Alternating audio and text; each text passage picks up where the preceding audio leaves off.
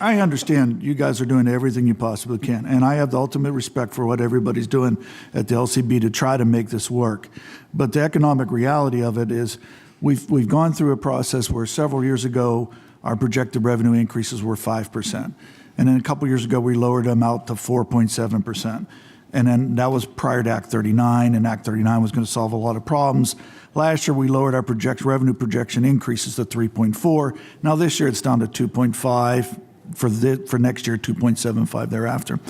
Shrinking revenues. At the same time, we have growth of the LCB expense line, which is the most volatile line item there. All the other line items, cost of goods sold and everything, pretty much go equally across the board. The growth on the LCB expense line is 4% every year. 2.75% increase in revenue, 4% increase in cost. Sooner or later, you're going to be upside down, which we already are, to tell you the truth. Last year, operating income was greater than $185 million that you remitted to the state. Your schedule shows future years, shows every year, with the exception of this present year, disbursements being greater than receipts, meaning you're being a negative. Our long-term liabilities have increased from June of 15 to $480 million to 598 the following year, 646, and in 2018, $1.129 billion in long-term liabilities. Granted, I understand there was an adjustment because of other post-retirement employee benefits, but still going in the wrong direction. You're sitting right now with total assets of $547 million and total liabilities of $1.6 billion. This is scary. This really is scary. As an accountant, this is where I start getting concerned. I know I sound like a broken record, but are we going to be able to make $185 million payments every year going forward? That's what we're depending on. And again, I'm not placing blame. I do think it's a failed business model, though.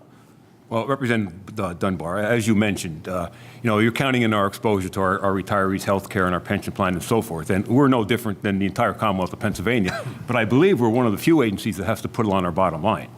So it comes to your attention very quickly compared to other agencies.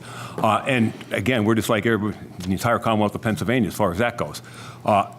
But at Not much we can do about that. But at the same time, we're still going backwards year after year after year. Well, we had a 2.8% growth last year.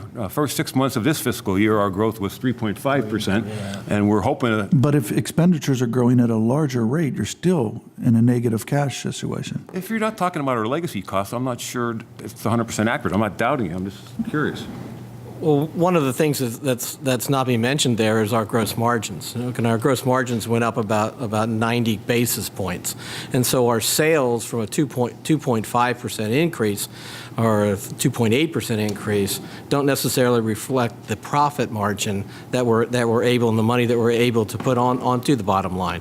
And so that's reflected, in our balance sheet. It's reflected in our ability to have $249 million in cash flow and an additional positive cash flow from last year, and $28.9 million in net cash flow after the 185.1 and all the other monies were transferred. So last year we didn't have to dip into But your reserves. projections for the next 3 years on here is a negative.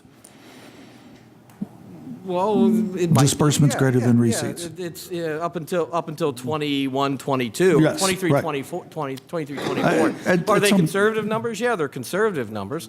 But we believe. Is there anything else we can do to change this? Is there anything that we can do to change it? Yeah, to make it better. We heard Act 39 was going to do it. It helped a little bit, but. Act 39 has definitely helped. Yeah. In terms of other changes, I mean, the demands from a cash flow standpoint from the general fund are certainly great on the agency. I think the demands from other agencies in the state government are demanding on us as well. There's probably proposals out there that are asking for $1 million here and $1 million there, and to my knowledge, I don't think we're allowed to print money yet. But we're trying to. So we're trying to meet the the desires of everyone that we can through our existing store network. We're attempting to get into e-commerce in a much better manner. So we are looking at this business and the cash flow of it and the profitability of it and the expense efficiency of this business on a daily basis. And that's Charlie and his executive team and Tim and I as board members. And we are out of time, and I do apologize, but I will say, I do appreciate that you guys are doing everything you possibly can, but I think it's either going to be one to two outcomes here. I'm either going to be Chicken Little screaming that the sky is falling, or a couple years from now I'm going to say, I told you so, and I really fear it's going to be the latter.